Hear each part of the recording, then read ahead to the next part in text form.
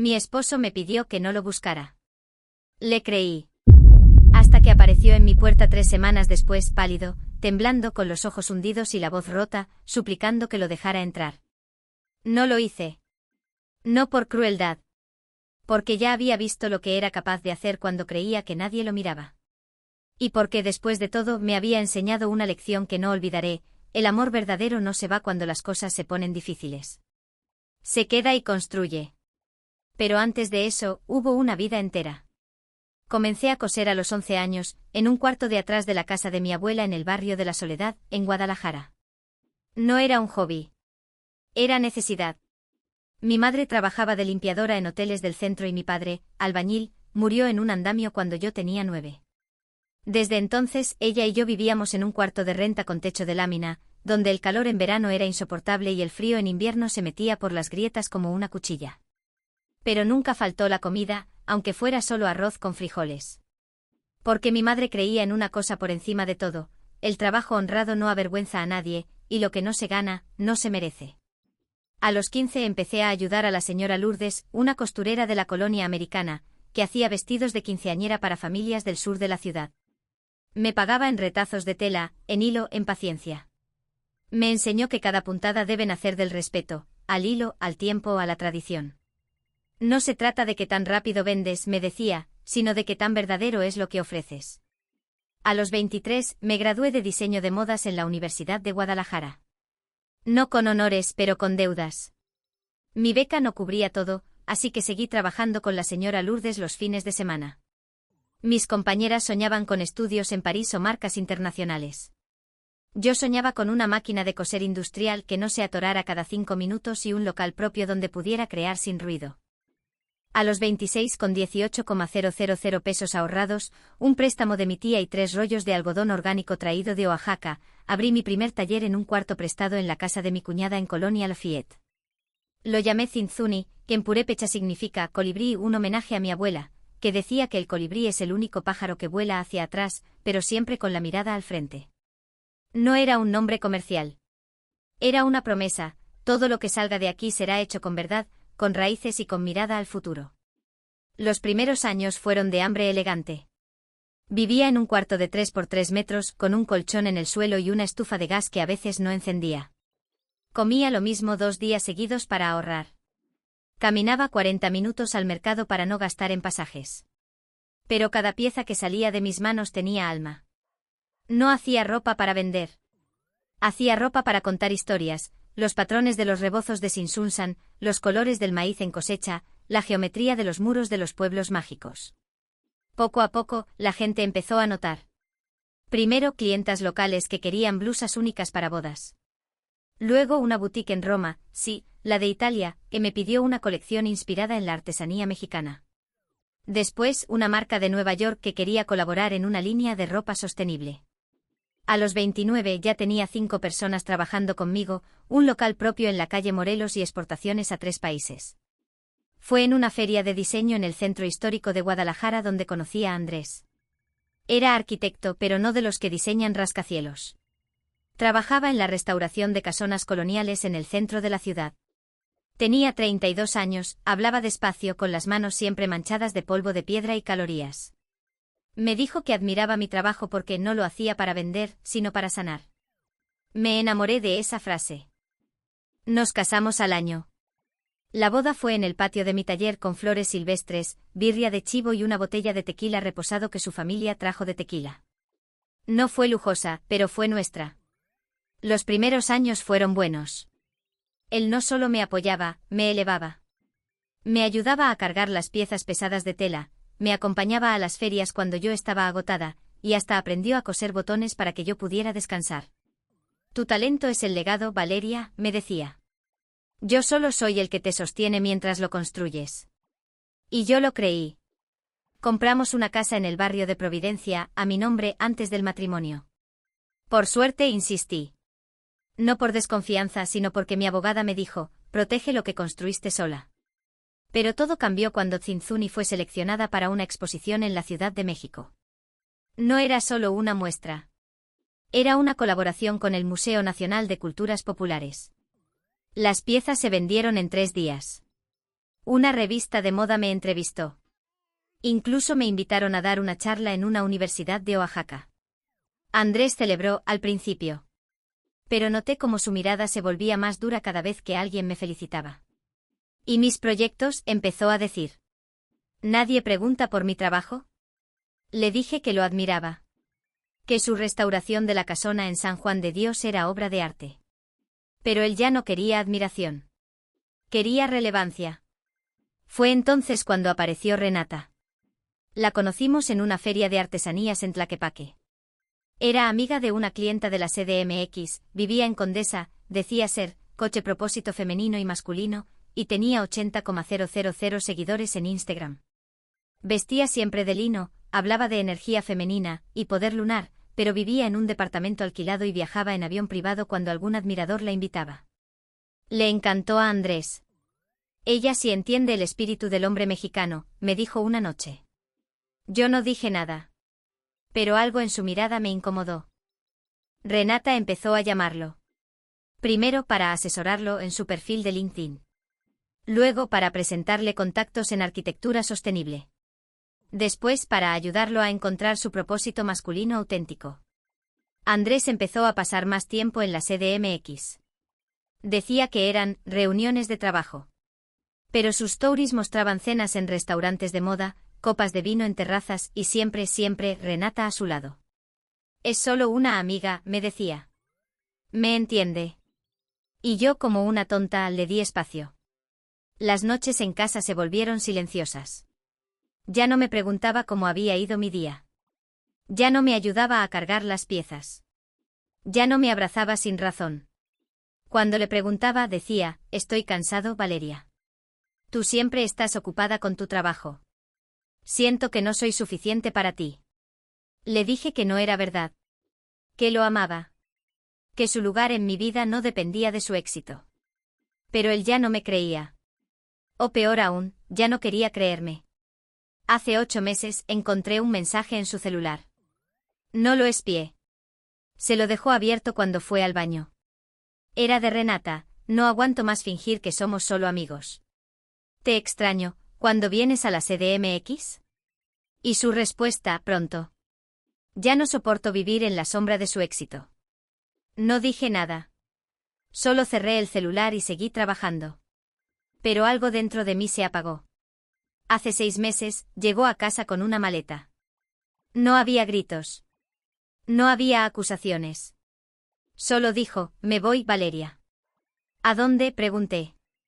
Con Renata. Y el taller, eso es tuyo. Pero yo no puedo seguir así.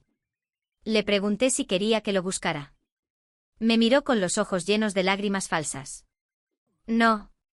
Por favor. No me busques. Asentí. Está bien. Y se fue. No lloré. No rogué. Llamé a Abigail, mi abogada, la misma que me ayudó a registrar Zinzuni como marca. Necesito proteger todo, le dije. Y así empezó la verdadera batalla. Mi taller, mi casa, mi marca, mis cuentas, todo estaba a mi nombre. Andrés nunca quiso firmar ningún documento compartido. Confío en ti, decía. Ahora, esa confianza era mi escudo. Revisé cada factura. Cada transferencia. Cada vez que usó mi tarjeta para comprar materiales, y en realidad pagó cenas con Renata en Pujol. Documenté todo. También instalé cámaras en el taller legalmente permitidas. No para espiarlo, sino para proteger mis telares, mi legado, mi abuela. Y empecé a guardar mensajes. No solo los suyos, sino los de Renata. Un día, mientras él trabajaba en Guanajuato, ella publicó, gracias a mi hermano del alma por recordarme que los hombres reales no se esconden. Con una foto de ellos abrazados con botellas de tequila, y mi diseño de etiqueta en las botellas. Ese fue el momento en que supe, no solo me había traicionado. Me estaba usando para su nuevo show. Pero seguí trabajando. Presenté mi colección en la Feria del Textil de Oaxaca. Vendí todo. Hasta una manta que costaba 28,000 pesos. Mientras él, según me enteré después, había dejado de trabajar en casonas. Se dedicaba a consultoría de patrimonio, lo cual, traducido, era beber gratis en eventos y repetir frases como, la arquitectura es el alma de la ciudad. Pasaron 3 meses. Yo ya había mudado mi taller a un espacio más grande. Contraté a 3 mujeres de mi comunidad. Empecé un programa para enseñar a niñas a coser. Una noche a las 9:30 sonó el timbre. Miré la cámara. Era Andrés. Solo. Sin maletas. Sin sonrisa. Abrí, pero me quedé en el umbral. Valeria, necesito hablar contigo, dijo con la voz rota. No me busques, Andrés. Fue lo que pediste. Fue un error. Renata, no era lo que decía. Me usó. Me dejó sin nada. Me contó que había invertido todo su dinero en un festival de arquitectura con Renata. Que ella se quedó con los patrocinios, lo dejó a cargo de las deudas, y ahora vive en Tulum con un nuevo hombre espiritual. No tengo dónde vivir, dijo. Mi familia no me quiere ver. Lo miré. No sentí lástima. Sentí alivio. Porque finalmente veía lo que yo vi hace meses. ¿Quieres que te preste dinero?, pregunté. No, solo un lugar. Por un tiempo. ¿Y luego volverás a decir que me opaco? Se quedó callado. Andrés, tú querías ser libre. Ahora lo eres. Yo no soy tu refugio. Soy tu lección. Y cerré la puerta. Él golpeó. Valeria, somos pareja. Éramos, corregí. Y si lo hubiéramos sido de verdad, no habrías necesitado a una extraña para sentirte hombre. Al día siguiente recibí un mensaje de Renata: eres una mujer fría. No mereces el amor de un hombre como Andrés. Le respondí con una foto, la factura de la última colaboración que vendí, con su nombre en los agradecimientos. Y una nota: gracias por usar mi arte para engañar a mi esposo. Me ayudó a ver quién realmente merece mi tiempo. Nunca más escribió. Hace 2 semanas, recibí una carta notarial. Andrés, a través de un abogado, exigía la mitad de las ganancias del taller y derechos sobre la marca Zinzuni, alegando que fue un proyecto conyugal. Mi abogada se rió. ¿Conyugal? Si él ni siquiera sabía que era una urdimbre. Presentamos la defensa, contratos previos al matrimonio, registros de propiedad intelectual, testimonios de artesanas que trabajaron conmigo antes de conocerlo, facturas de cada pieza vendida, firmadas por mí, y capturas de sus redes, donde nunca mencionó el taller, solo su espiritualidad masculina. El juez no dudó. La señora Valeria construyó su legado sola. El señor Andrés solo pasó por él. Gané. No por orgullo. Por respeto. Respeto por mi abuela. Por mis manos. Por las mujeres que ahora cosen a mi lado. Hoy vivo en una casa pequeña en el barrio de Chapalita.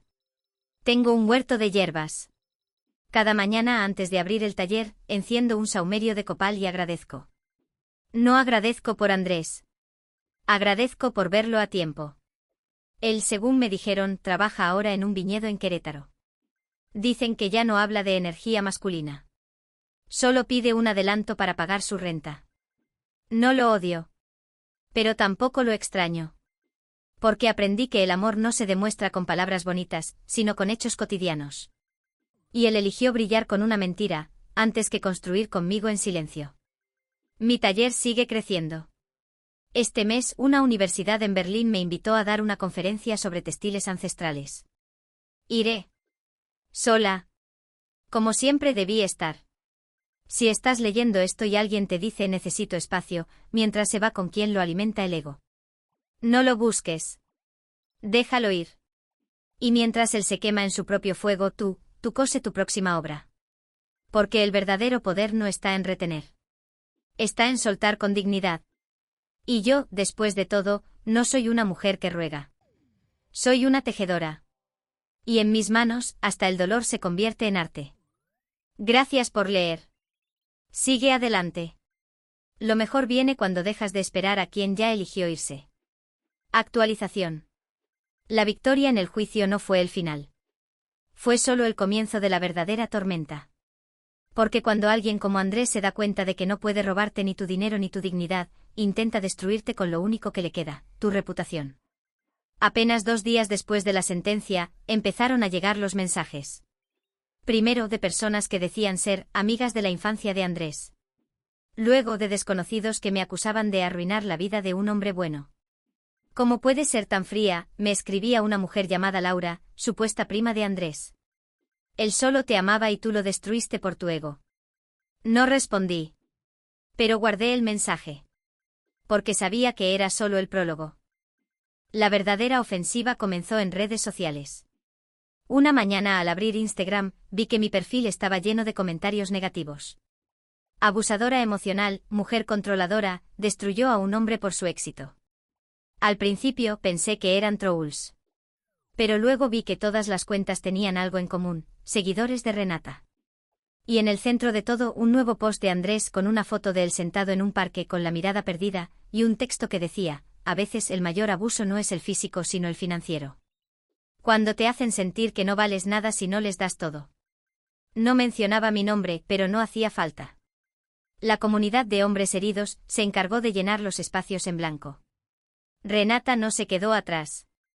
Publicó un carrusel titulado, Señales de que tu pareja te está controlando, y no te das cuenta. En la última imagen una frase en cursiva, si te dicen que no construyeron nada contigo, es porque no quieren que construyas sin ellos. Era un ataque tan sutil que parecía inspiración. Pero yo sabía que era veneno empaquetado en autoayuda. Lo peor vino cuando apareció el GoFundMe. Titulado Ayuda para reconstruir mi vida después del abuso financiero, con una meta de $50,000. La foto era de Andrés con una camisa arrugada, sosteniendo una taza de café, con los ojos tristes. La descripción decía, perdí mi hogar, mi negocio y mi dignidad por confiar en la persona equivocada. Solo necesito un empujón para empezar de nuevo. Recaudó $312 en 3 días. Luego Abigail me llamó. Ya envié la carta de cese y desista. Adjunté las pruebas, su salida voluntaria, sus gastos personales, las capturas de sus mensajes con Renata. La plataforma lo eliminó en 24 horas. Pero el daño ya estaba hecho. Mis clientas empezaron a dudar. Una boutique en Milán canceló un pedido. No queremos problemas de imagen, me escribió la encargada. No me quebré. Porque ya había aprendido la lección más dura, las personas que te abandonan no regresan por amor. Regresan por necesidad. Y cuando ya no pueden usar tu nombre, usan tu sombra. Fue entonces cuando su madre apareció en mi taller. Era un martes por la mañana. Estaba enseñando a un grupo de niñas a tejer en telar de cintura, como me enseñó mi abuela, cuando la vi entrar. Doña Elena, la madre de Andrés con los ojos enrojecidos, el abrigo bien abotonado como si el frío de su dolor no la dejara destaparse. Valeria, por favor, dijo con la voz temblorosa. Habla con él. Está destrozado. La invité a sentarse. Le ofrecí té de manzanilla, como hacía cuando venía de visita antes de que todo se rompiera. Doña Elena, su hijo se fue por voluntad propia.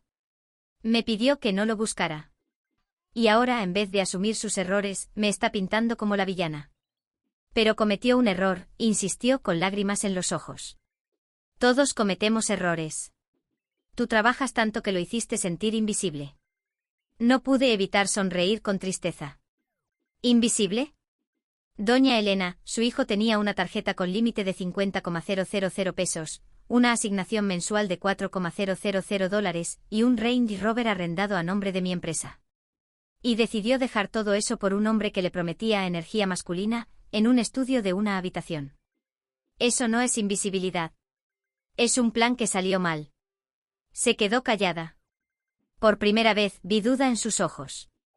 Pero no cambió de idea. Se fue sin despedirse, con la cabeza baja, convencida del cuento que su hijo y Renata le habían tejido. Pero yo no pensaba dejarme manipular, ni siquiera por una suegra llorando. Las semanas siguientes fueron un desfile de caos. Andrés empezó a llamar a mi taller. Primero fingiendo ser un cliente interesado en una colaboración. Luego directamente con la voz temblorosa, Valeria, por favor, necesito hablar contigo. Es urgente. Le dije a mi asistente Lucía que bloqueara su número. Pero él encontró otras formas. Un día apareció en uno de mis puntos de venta en Tlaquepaque. Carlos, el encargado, me llamó de inmediato. Jefa, tu ex está aquí. Dice que quiere hablar contigo sobre una emergencia familiar. ¿Está molestando a los clientes?, pregunté. No, pero está sentado en una banca afuera, mirando el local. Da miedo. Le dije que no hiciera un escándalo, pero que si se acercaba a los clientes, llamara a la policía. Cuando llegué 20 minutos después, lo vi sentado en el auto de una amiga, observando desde la acera. No le presté atención.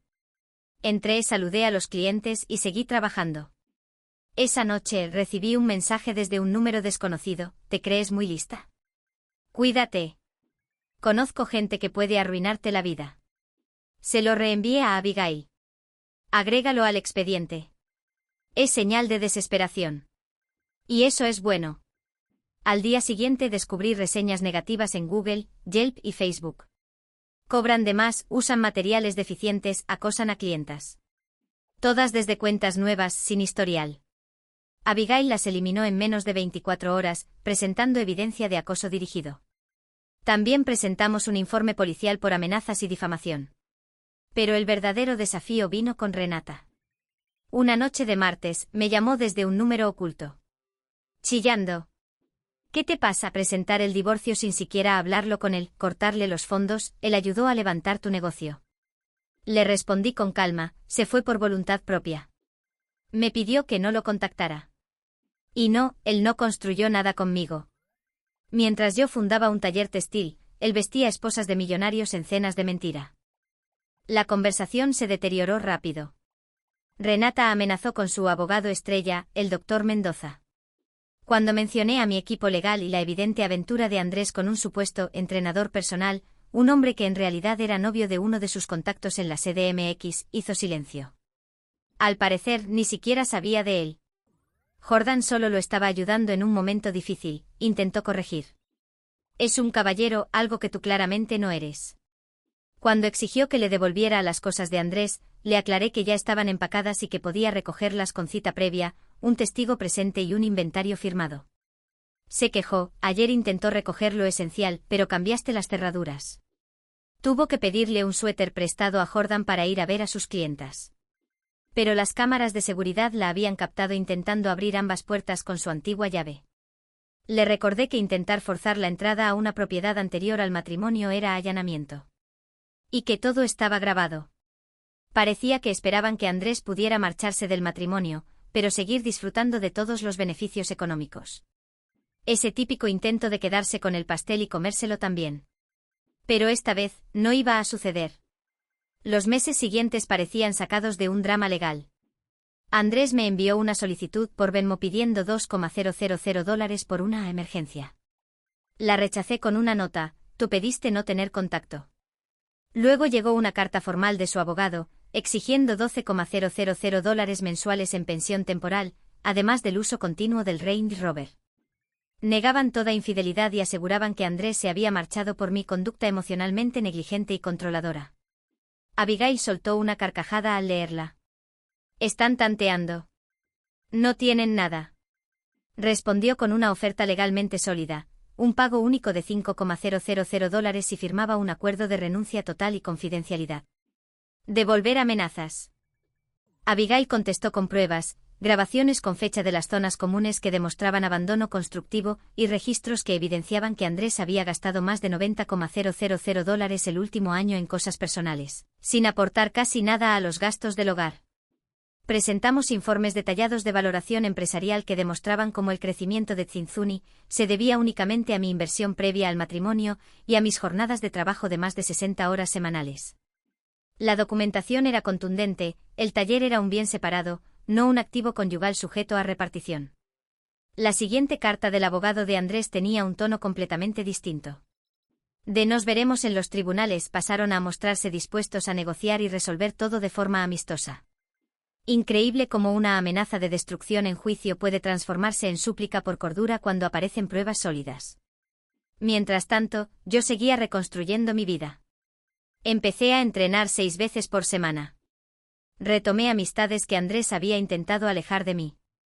Me enfoqué de lleno en proyectos laborales que tenía estancados. Zinzuni consiguió 2 contratos importantes con marcas europeas, en parte porque por primera vez en años, tenía toda mi atención. Incluso inicié un proyecto paralelo, restaurar una máquina de coser Singer de 1940 que había comprado por poco dinero en un mercado de antigüedades. Era algo que siempre había querido hacer, pero que Andrés despreciaba, diciendo que era una pérdida de tiempo y espacio. Ahora, el tiempo me pertenecía. Mis socias lo notaron enseguida. Estás arrasando últimamente, me dijo Mariana después de que cerramos un proyecto con una galería en Berlín. El divorcio te sienta bien. Andrés, por fin, programó una visita para recoger sus cosas. Trajo con él a Jordan, un tipo alto, bien parecido en ese estilo genérico de influencer de fitness. Aunque claramente incómodo con la situación, se quedó parado en la entrada mientras Andrés y Renata revisaban las cajas que ya había preparado.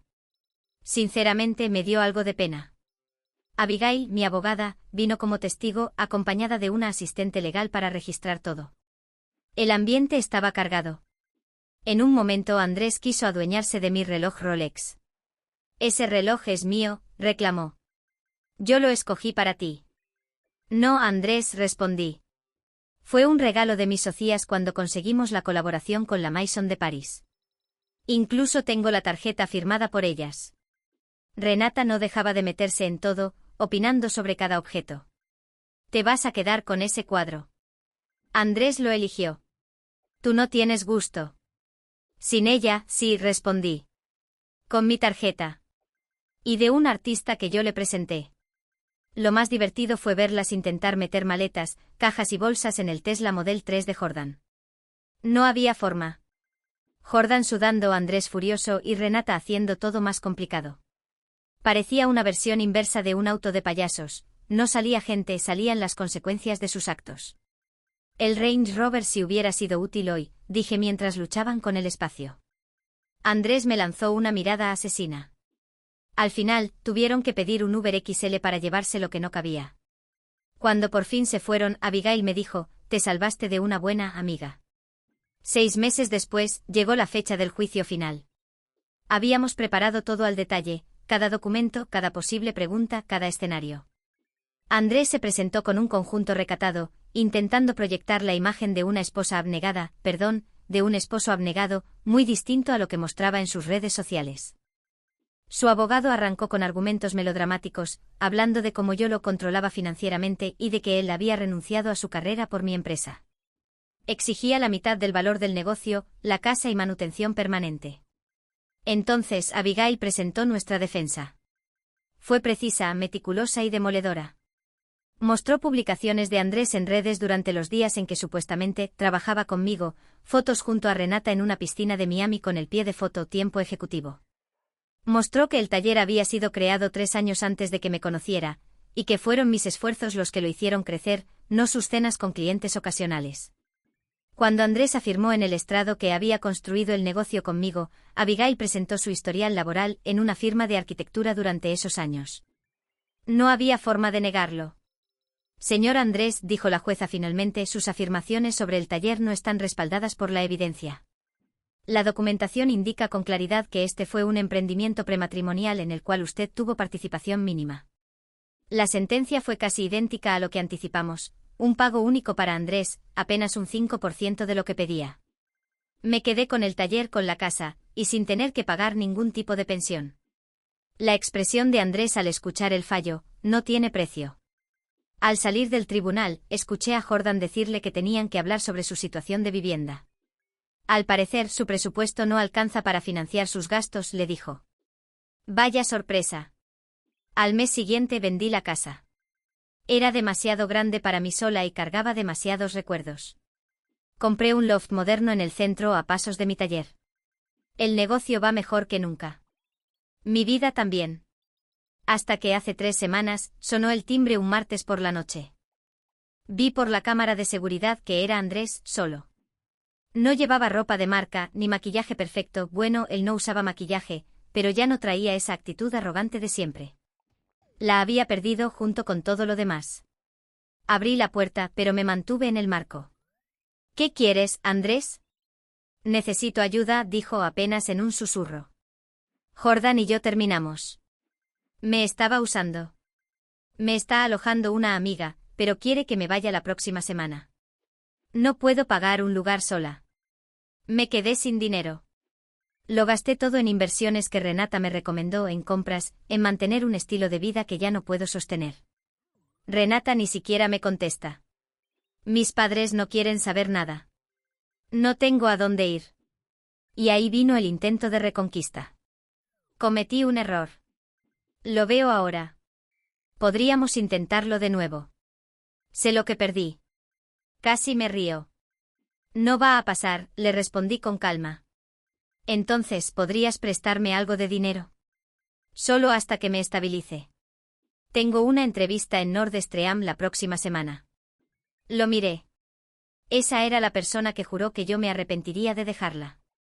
Que quiso quedarse con la mitad de mi empresa. Que me engañó y me mintió. Ahora me pedía un favor. Tú querías libertad e independencia, le dije. Ahora las tienes. Suerte en la entrevista.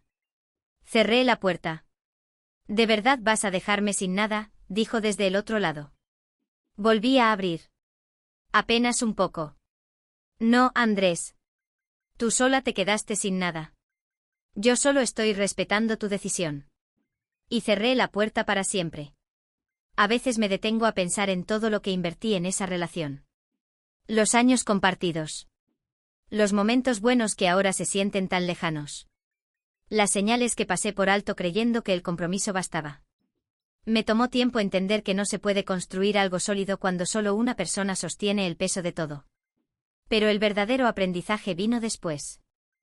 Comprendí que no siempre se trata de pelear o ganar, sino de soltar con dignidad. Poner límites, reconstruirte desde cero y no permitir que quienes te fallaron vuelvan a tener poder sobre tu vida. Él eligió su camino. Yo, el mío. Y aunque sus decisiones lo llevaron a tocar fondo, ya no es mi responsabilidad rescatarlo. Lo único que puedo hacer es seguir avanzando, sin mirar atrás, sabiendo que me mantuve firme cuando más importaba. La vida, al final, se encarga de acomodar todo. Y desde donde estoy ahora, puedo decir que no me equivoqué al cerrar esa puerta. Gracias por leer. Si estás en medio de una situación difícil, no olvides esto: quien te valora no te pone en esa posición. Y si lo hacen, tienes todo el derecho de alejarte y proteger tu paz. Sigue adelante. Lo mejor viene cuando dejas espacio para ello. Si esta historia te atravesó el alma, si sentiste cada palabra como si la hubieras vivido tú también. Suscríbete, comparte y déjame ese like que es gratis. Cada clic, cada comentario, cada suscripción, me recuerda que no estoy solo en este H-verso. Y si quieres más historias reales, crudas, verdaderas, como las de Reddit que tanto nos estremecen, házmelo saber. Gracias por estar aquí. Por leerme. Por sentir conmigo. Somos H-verso, y juntos seguimos escribiendo.